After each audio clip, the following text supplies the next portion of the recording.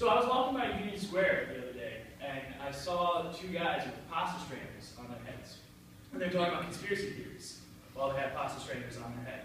And it was weird to me because I've heard before of people putting tinfoil on their heads, like block out government signals or whatever.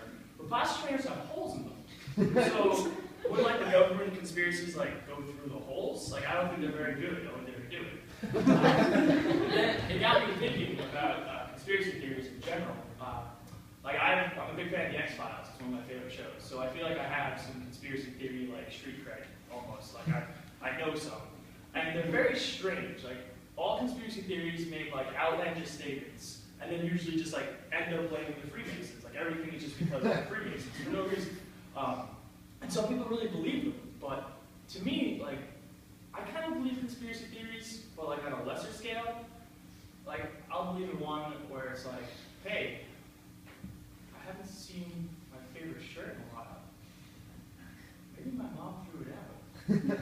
Maybe my mom got the Freemasons to throw it out. But it's actually really funny because I have an uncle who like is a conspiracy theorist. Like he loves it. He just like believes all of them. Uncle Mike, his name is, and he tells me about him every time I see him.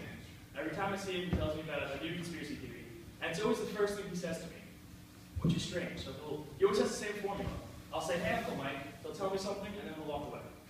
So I saw him maybe 3 years ago. I was like, "Hey, Uncle Mike, what's up?" He goes, "Did you hear about the bees?" I was like, "No, I didn't hear about the bees." He goes, "Yeah. They're all gone. Bees are gone. There's no more bees." And then he walks away. And then I get very confused because I've seen a ton of bees since then. So, like, maybe I don't know. Like, I don't know where that came from. But another time I saw him, he goes up to me and he's like, "Hey, have you ever seen The Matrix? Do you like The Matrix?" I don't know, no context for this. And I said, "Yeah, like, it's a good movie because it's a documentary." And then the last one, he actually broke from formula the last time I saw him. It was over Thanksgiving break. And we're having our family dinner. And one of my great aunts goes, "You know, I don't really care much for that Obama fella." And then he looked her straight in the eyes, and he says, "You think Barack Obama's president? Ronald Reagan's been president for 33 years." And then he walks away. And like, to me, like, I don't know where he gets like his conspiracy theories from. Like, maybe one day he just didn't see a bee and then assumed that they were all gone. Maybe one day he like watched a documentary about the Matrix and got really confused. I mean, maybe he hasn't seen a newspaper. He's like, "Well, no one's told me Ronald Reagan's not president." Maybe he's more of a science guy than a history guy. But it's also very confusing to me because he's got like kids. He's not like an outcast. Like I would really hope that this type of crazy uncle would just be weird and by himself. But he has a wife and like 3 kids. So this is continuing along with people.